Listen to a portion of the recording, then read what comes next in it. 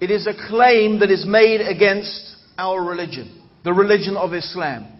An accusation, in fact, a slander against our religion. That our religion oppresses women.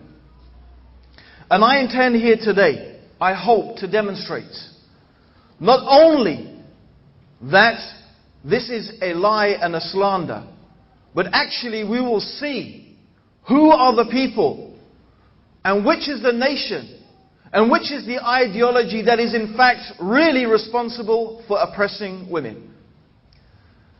And sometimes when you get into a discussion with people, it's very important to define your terms.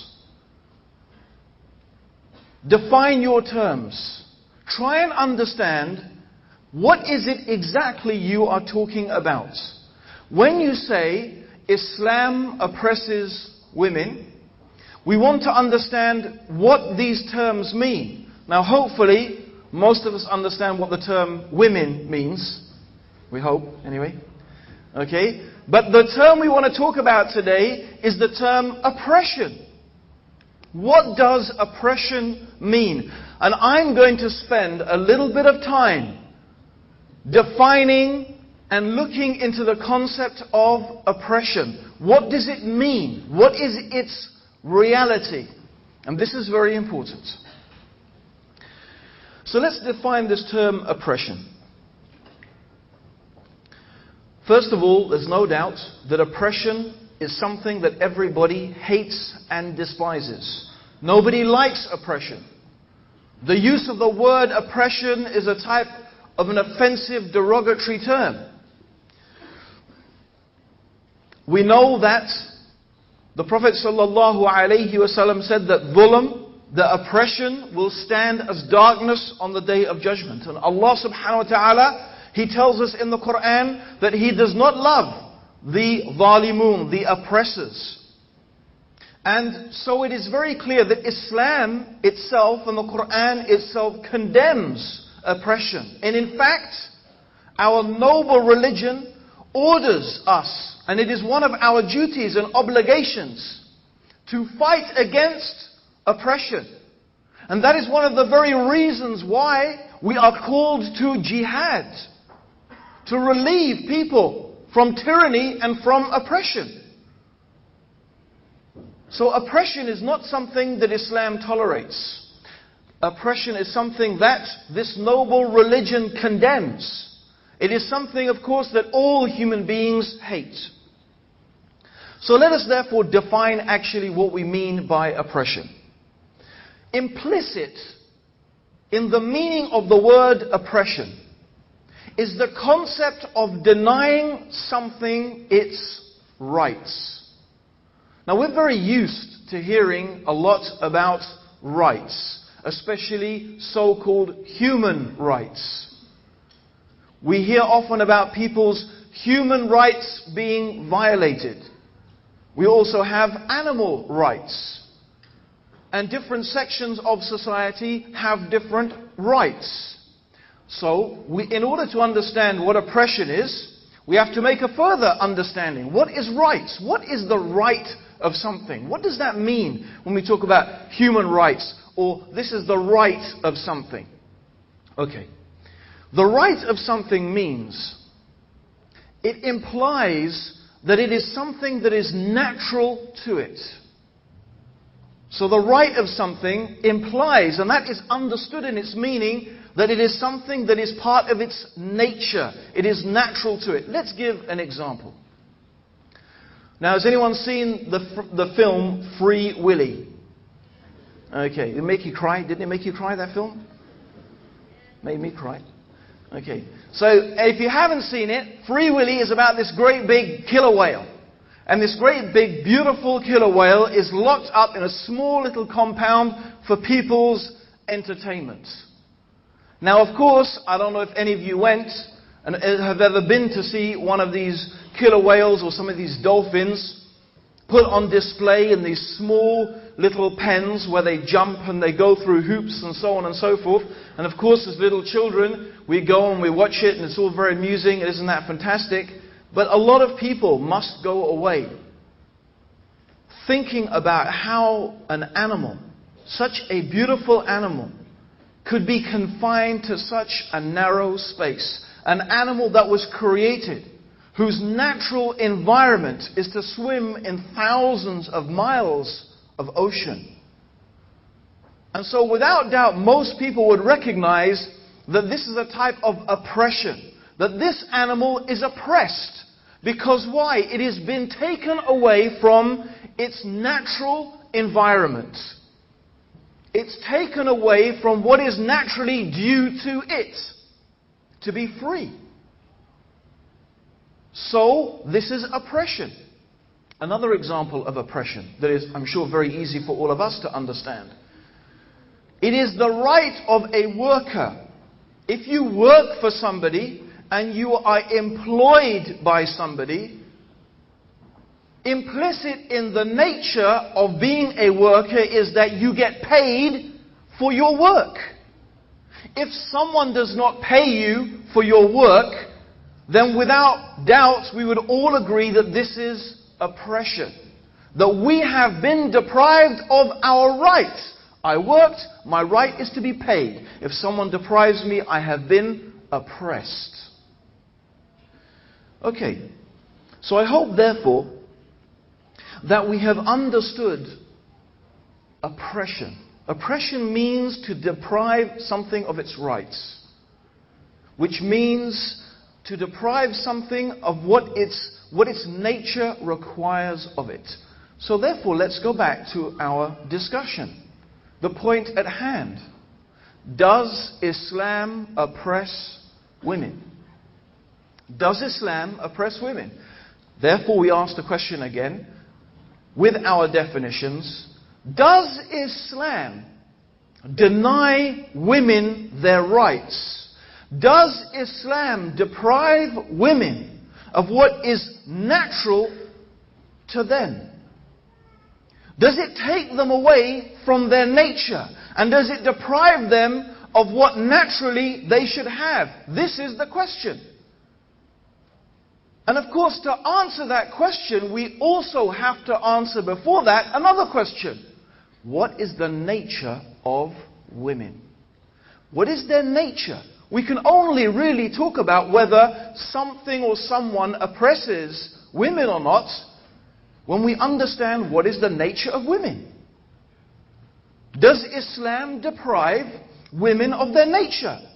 Does Islam take away from them rights that are naturally due to them, due to their nature? This is the question. And then we will see, certainly, without a doubt, that there is no way that Islam oppresses women. Because Islam is the religion that recognizes, in fact, the true nature of women. Because it is from the one who created women. It is from the one who created the universe. Islam is from Allah. It is from God. It is from the Creator. And He knows us better than we know ourselves. He is closer to us in His knowledge than our jugular vein. He is intimate in His knowledge with every single detail of our existence. Allah, He is Al-Latif. He is the one who is aware of every single subtlety. And Islam has been revealed by Allah, and Allah is the one who is most acquainted with the nature of the woman and the nature of the man.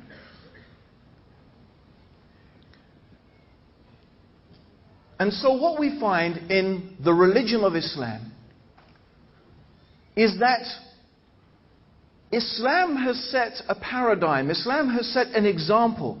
Islam has given us and defined for us the roles of men and the roles of women according to our natures, not according to some ideology, not according to some hopeful or wishful thinking that wouldn't it be nice if this and wouldn't it be nice with that. But this is not actually connected in any way with the reality of how people are.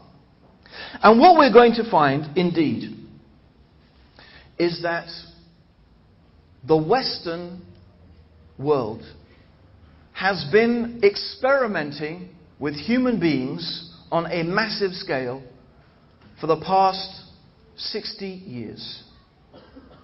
Humanity has been going through a massive experiment.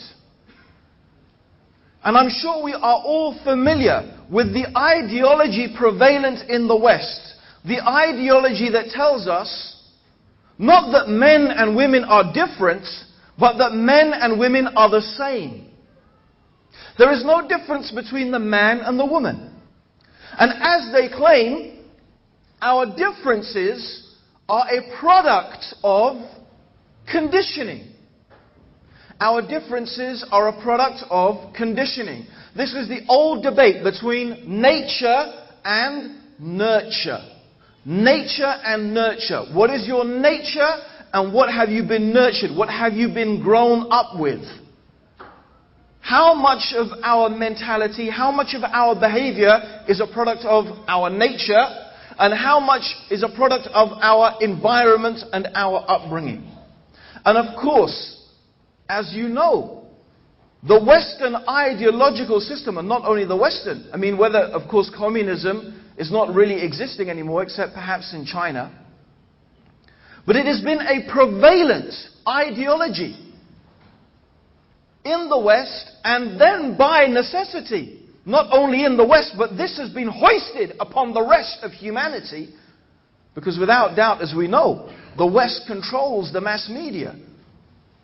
The West has the most influential say in the ideologies that are prevalent in the world. So this is their ideology. Men and women are the same. And the reason, as they have been claiming, that boys like to play with guns and cars, and they like mechanical things, is because that's the way we've been brought up.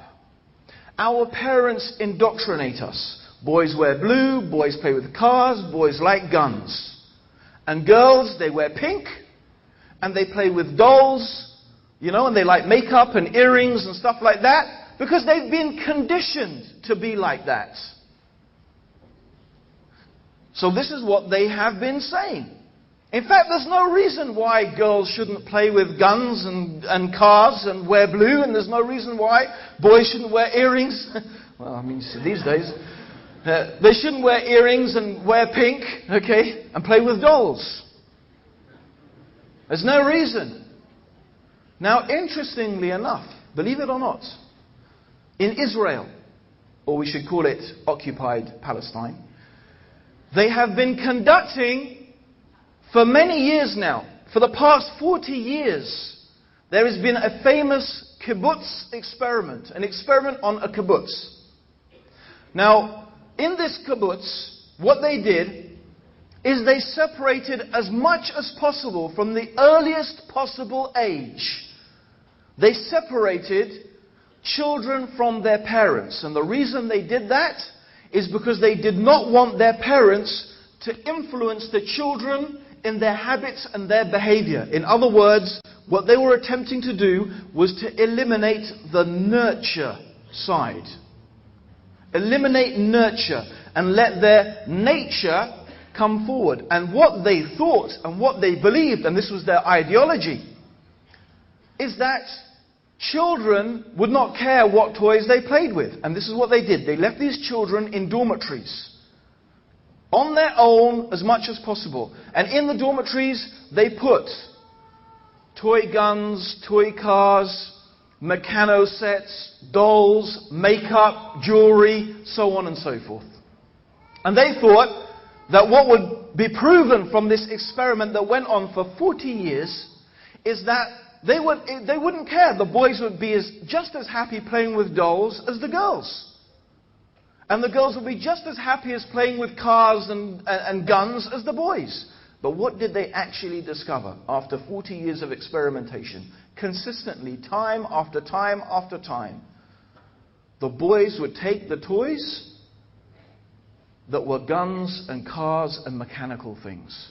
and the girls would take the dolls and take the makeup and and the jewelry. This is what they discovered. 40 years they did this experiment. And in fact, they've been experimenting with humanity. They've been experimenting with society on a massive scale. They have been trying to indoctrinate us for years and years under the guise of what they call feminism, the same ideology. And what they have discovered now, scientifically, they have proven that boys and girls are different from the very earliest age. And they have done controlled scientific experiments that have been reviewed by peer groups and confirmed again and again that boys look at certain things and certain toys and they concentrate them from birth. From the moment they can start seeing, they concentrate on certain things that are of a mechanical nature.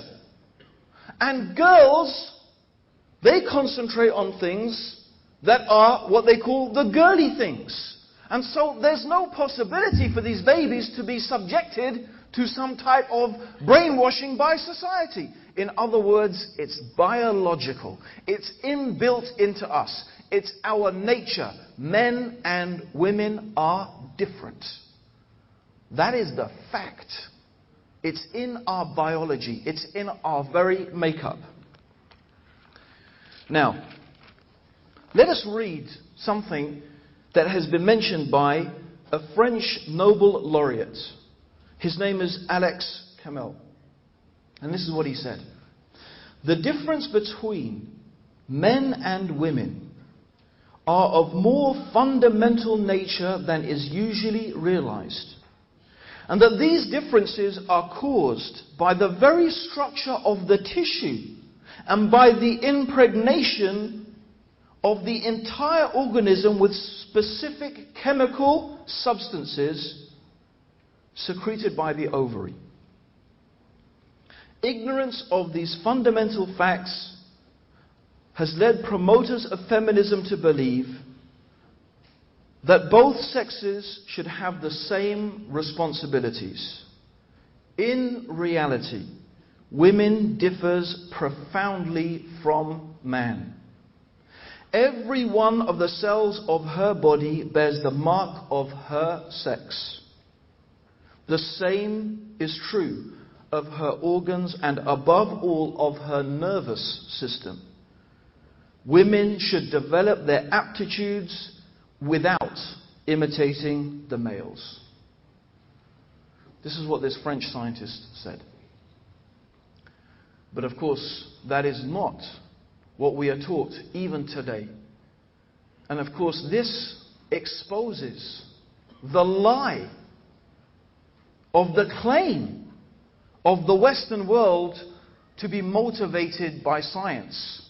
Because we do not find them promoting this ideology that has now been proven by science. Rather, they still continue to promote the misguided notion that men and women are the same. That both men and women should be able to work. That both men and women should be able to do the same things and should be encouraged to. And they claim this under the banner of noble ideals. But the facts are, brothers and sisters, rather more mundane than that.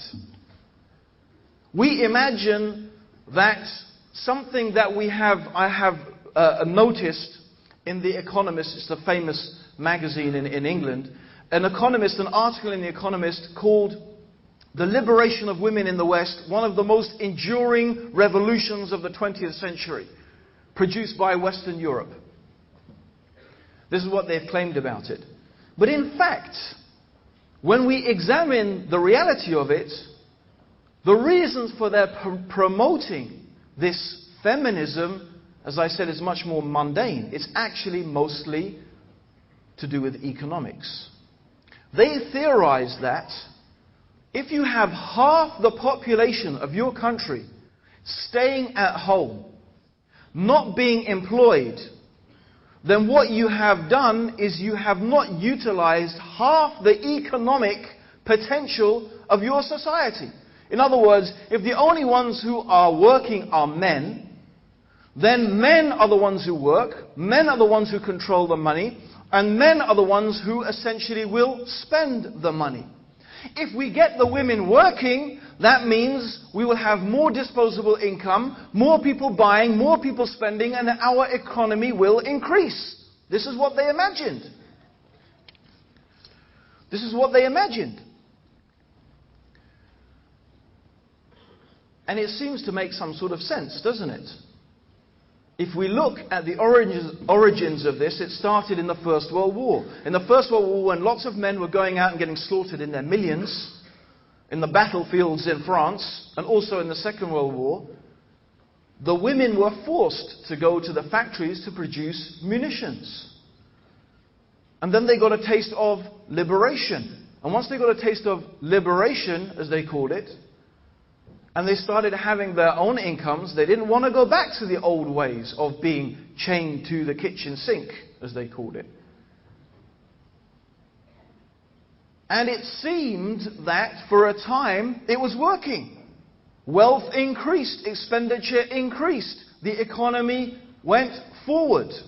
But now, amazingly, economists have come across a new reality that they've only just woken up to quite recently. This is quite interesting.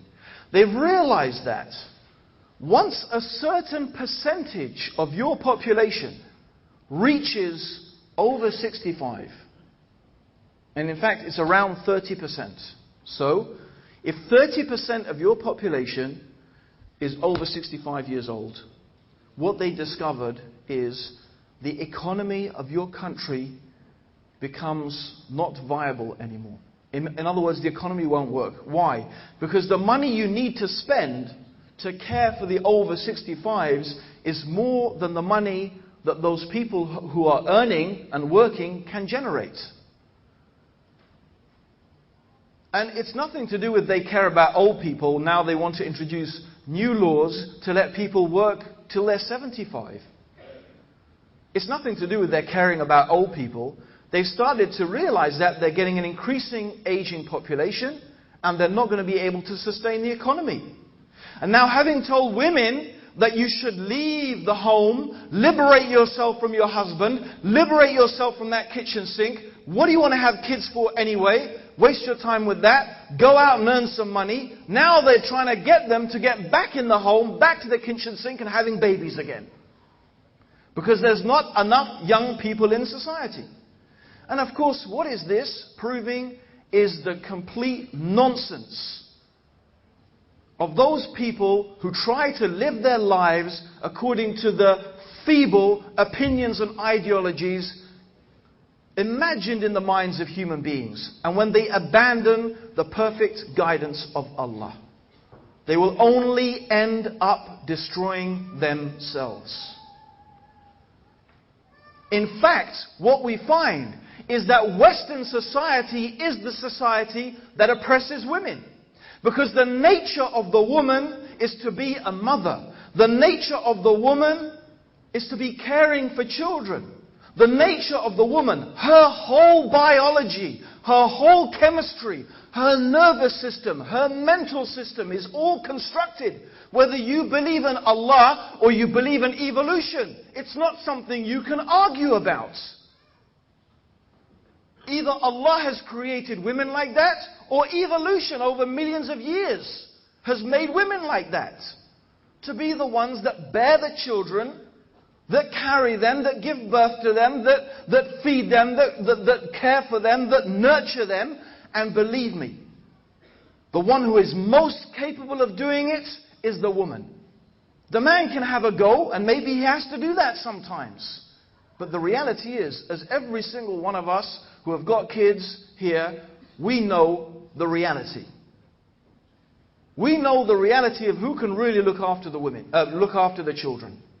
We know that. And us men know it's not us. We could do it for a day, or maybe half a day, and if we do it for a day, then we say, whew, now I know what my wife has to put up with every day, and I don't know how she does it. You know, that's the reality. Because that's the way Allah made us. So what do we find?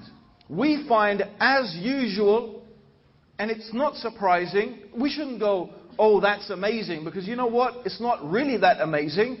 If we are believers in Allah, and we believe in Islam, and we believe Islam is from Allah, we would expect that what Allah teaches us is to be in agreement with what has been scientifically proven. And of course, the Quran confirms this reality. We know that Allah subhanahu wa ta'ala mentioned the wife of Imran who dedicated her child, who is of course Maryam, to the temple, to be a priest in the temple. But of course when she gave birth to Maryam, she said, I have given birth to a female child. And Allah knows very well what she had given birth to. The male is not like the female. The male is not like the female. This is what Allah subhanahu wa ta'ala tells us. Brothers and sisters, dear guests, the male is not like the female. Science tells us, reason tells us, experience tells us, and Allah reminds us. Men and women are different. So it is the society that oppresses women is a society that takes women away from their nature. A society that tells women that being a mother, that being the housekeeper, that the one who is doing perhaps one of the most essential jobs in society is a degrading position. They talk about it. She's chained to the kitchen sink, like she's some slave, like it's some menial task. And rather the woman who is honored is what? The actress, the model, the super businesswoman. And the more clothes she takes off, the more honored she is. This is the woman they honor in this society. The career woman, the politician, the woman who's a doctor, the woman who's this and who's that. Look at her, how successful she is, how independent she is. And anyone who stays at home, looking after the children, oh, look at that poor little thing. Look at her. Oh, yes, you know what I'm talking about. This is a society that oppresses women. And you know what? You see it everywhere. You see miserable women. Women who've reached 35 years old. And they're desperate to have kids. Suddenly it hits them. Suddenly their nature overtakes them. And now what do we find? In order to overcome this, science comes in. They've introduced this introviral fertilization, and women are being fertilized when they're not even capable of producing eggs anymore. But they get fertilized and they're having children at 40, at 50, because they missed out, because of the pressure society put on them. This is oppressing women. This is taking women away from her nature. This is her making her feel inadequate if she is a mother, and if she is a wife, and she is a homekeeper, she is made to feel inferior. That is oppression. It is a society that treats women as a commodity. As a commodity. That is a society that oppresses and denigrates women. It is an evil and unjust and tyrannical society. Do not be confused, my brothers and sisters, in Islam. Do not be confused. Do not be taken in by their propaganda. Do not be influenced by their lies. And believe me, they have sown the seeds of their own destruction. They have sown the seeds of their own destruction. And you see it. Because who is looking after the kids? Who gives the kids the love and the care and the attention that they need? Who is there to teach the kids the morality, right from wrong, manners? You know who it is? MTV. PlayStation. Because mummy is out working along with daddy. Huh? And who else is looking after the children? Who is looking after them? Can anyone look after a child like the mother? No. And so you find children coming with no morals, no concept of right and wrong. Violence, sex, drugs, music, fantasy is the norm for them. That is the norm for them. And love, they haven't found love in the home. So what do? They join gangs. That's what they do. They join gangs. They look for it somewhere. If they can't find it in the home, they'll try to find somewhere to belong. It's happening in America. It happens in England. I'm sure it happens here in Australia. Kids on the street, doing all sorts of things. Why? Because there was no one who nurtured them. They are sowing the seeds of their own destruction. They have already done it. And now they are reaping the evil rewards of their evil philosophy and their injustice and their tyranny. And they blame us. And they point the finger at us. They point the finger at Islam. They are the guilty ones. They are the oppressors. They are the tyrants. They are the ones who have degraded women and taken them from their nature that Allah subhanahu wa ta'ala created them for, in which they should feel pride. Look what Islam teaches, my brothers and sisters. Look at the words of Allah subhanahu wa ta'ala. Look to the teachings of Rasulullah sallallahu alayhi wasallam. The woman is honored in Islam. The woman is honored, revered in Islam. Allah subhanahu wa ta'ala, He tells us, reverence Allah and the wombs that bore you. Reverence Allah and the wombs that bore you. And the name of Allah, Ar-Rahman. And the word Raham for womb, it's from the same root. And whoever cuts off from the womb, then Allah will cut off from them, as the Prophet sallallahu alaihi wasallam said. It is one of the greatest sins in Islam to disobey your parents, especially your mother. Especially your mother. Al-Araf. What is Al-Araf? Al-Araf. As Abdullah ibn Abbas said, Al-Araf is the heights. It is a place, some mountains between the hellfire and paradise. And who is on Al-Araf? Abdullah ibn Abbas described it. Some mountains with some rivers and some lakes. And on this place and on these mountains are people who fought jihad in the path of Allah and were killed martyrs. But they went and fought that jihad against their parents' wishes. So the good of their fighting jihad is equaled by the evil of their disobeying their parents. Subhanallah. When a man came to the Prophet sallallahu alaihi wasallam, when a man came to Rasulullah sallallahu alaihi wasallam, he said, "O Messenger of Allah, who has the most right to my kindness?" And the Prophet sallallahu alaihi wasallam said, "Your mother." And after that, Messenger of Allah, your mother. And after that, Messenger of Allah, your mother. And after that, Messenger of Allah, then your father. Your mother, your mother, your mother. Paradise lies at the feet of your mother. May your face be rubbed in the dust. May you be humiliated, a person whose parents reach old age and they do not enter paradise by failing to serve them. They do not enter paradise because they failed to serve their old parents. May you be humiliated, the person who reaches that time. Allah has accorded such honor to the parents, but particularly to the mother. Particularly to the mother.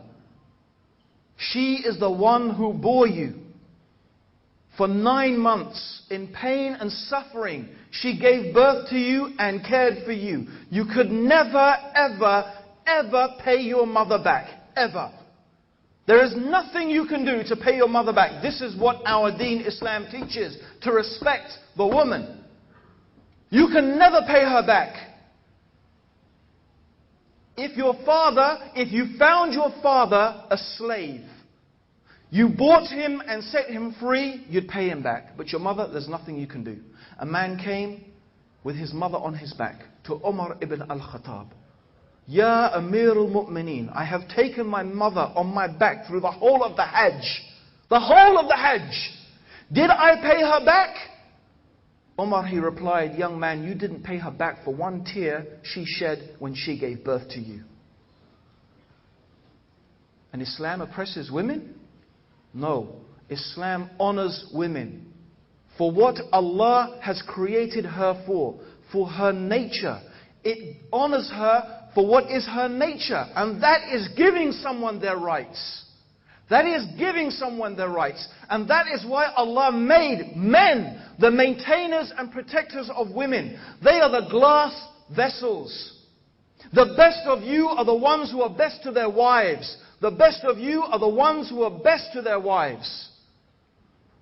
This is what Rasulullah sallallahu alayhi wasallam taught. How far, unfortunately, many Muslims are from the commands of Allah, from the sunnah of the Messenger sallallahu alayhi wasallam. There is no doubt that there are many Muslims who are abusive and tyrannical and who do oppress their women. But that's not Islam. Islam is not responsible for that any more than Islam is responsible for a Muslim who drinks alcohol or takes drugs or kills innocent human beings. Islam is free from that. Islam teaches us to honor women, to respect them, but for their nature. The best of you are those who are best to their wives. And of course the Prophet ﷺ was the one who is best to their wives. And Allah has made men the maintainers and protectors of women. They are the glass vessels. They are delicate. They are sensitive. They need to be treated with care and with love and with patience. Allah has given them a certain nature. A certain nature. They need that nature in order to be able to look after the children. You could never do it, brothers. Never. But that nature means that there is something about them. They have certain emotions. They have certain emotional responses that they need those responses to deal with the important task of raising the children. And that means you have to deal with them, brothers, in a certain way. You have to be patient with them. There are certain things that happen to them at a certain time of the month, and it means that sometimes they behave in quite a crazy way. But they need that. That's the way Allah created them. Those chemicals are there for a reason. It happens for a reason. And we should honor that. This is Allah's creation. Perfect creation. Perfect at doing what Allah intended it to do. And we have to respect that. They are glass vessels. Treat them with kindness. Treat them with softness.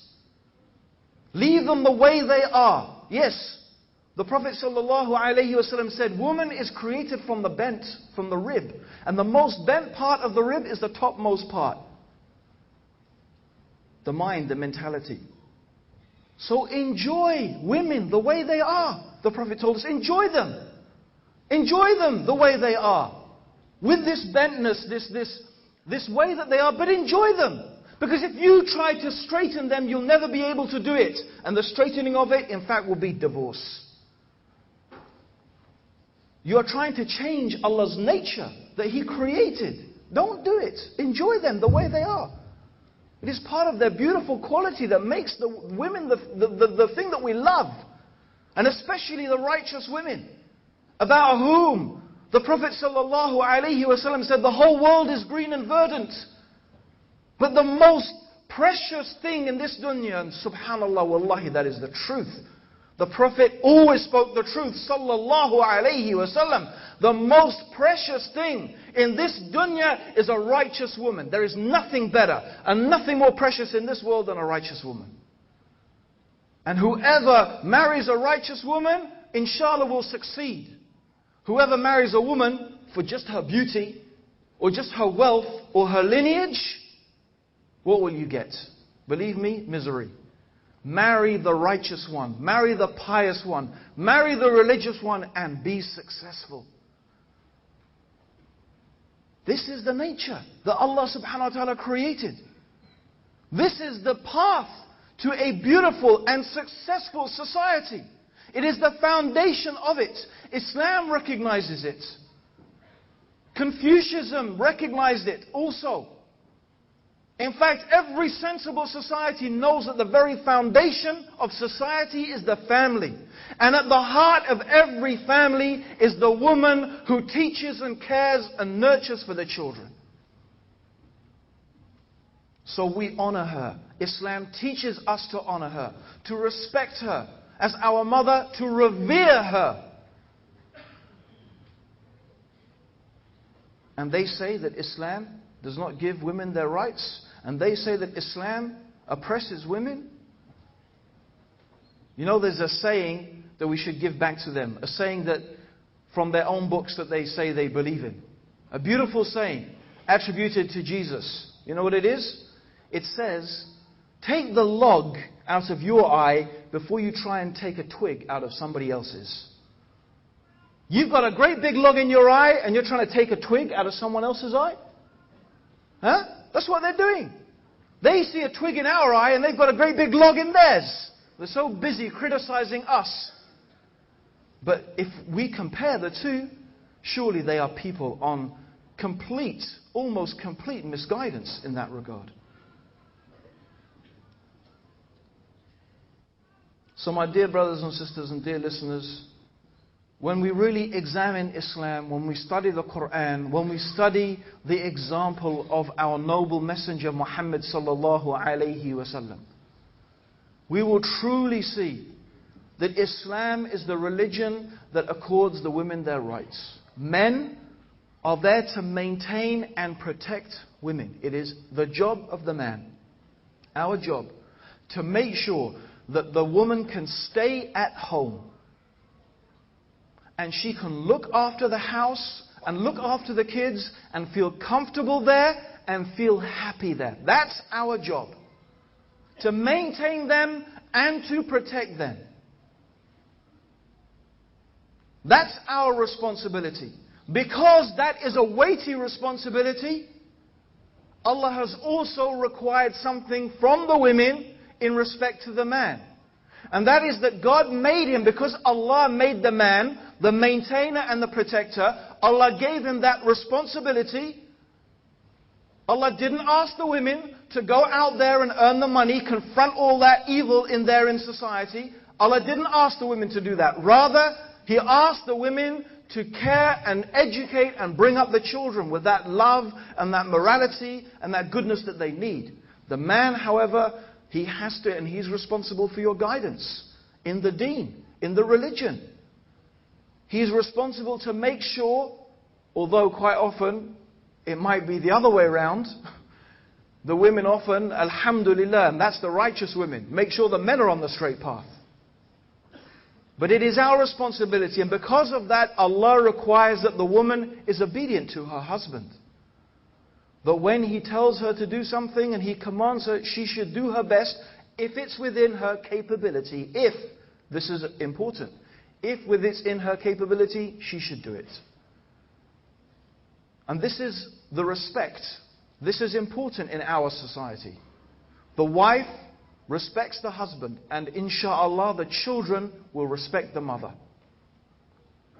And if the children respect the mother, and the wife respects the husband, and the husband respects the authority of the emir, of the ruler, this is our religion. This is the basis of a true, stable society.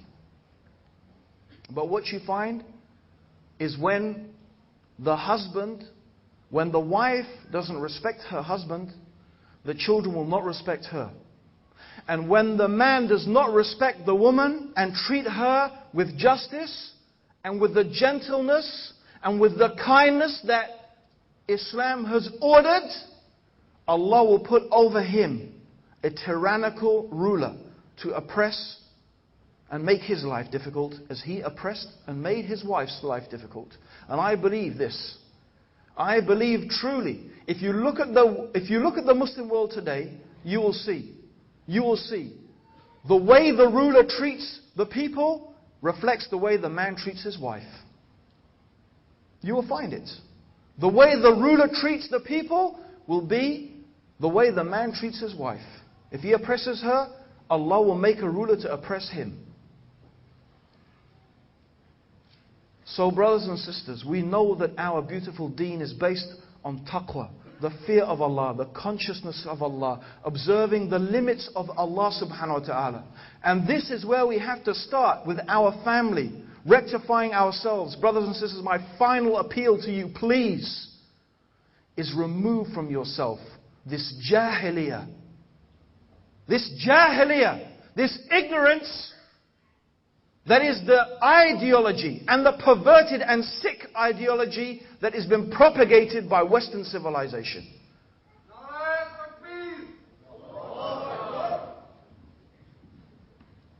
Brothers and sisters, I ask you to remove that from yourselves. I find it so sad when I hear brothers and sisters talking about, well, I've had 2 kids, I think that's enough. Because we know you've been conquered already. They don't need to come and invade our lands. They've already defeated us ideologically. Our minds have already been taken over. We've already begun to think like them. We push our daughters to get degrees, to become doctors, to become engineers, to become nuclear physicists. Look at my daughter. I'm so proud of her, what she's achieved. What? She's had 10 kids and brought them up in Islam. That would be something. Proud that you taught your daughter to be like that. No, she became a doctor. That's what we're proud of these days. That is sick, brothers and sisters. That is sick. And that is not what our religion teaches. And I am not saying, please do not misunderstand me in its importance. Yes, we need Muslim women doctors. We need women to be educated, to educate our children. We need women to be educated, to open Muslim schools, so that they can educate our children in Islam, in the deen and in the dunya. But we have to understand, we must not get confused. We must not get confused and imagine that this is what is going to make us successful. Don't be mentally defeated. Don't allow yourselves to think with this false ideology. No, brothers and sisters. Think like Muslims. Think with Islam. Think with the Quran. Think with the Sunnah of Rasulullah sallallahu alayhi wasallam. And you will see, brothers and sisters, we bring up a generation who are like that. You will see the success that Allah subhanahu wa ta'ala will bring once again to this ummah. And you will see that once again, brothers and sisters, that when our foundations are strong, alhamdulillah, Allah will give us the success of this life and of the life to come. Allahumma salli ala Muhammadin wa ala alihi wa sahbihi wa sallam.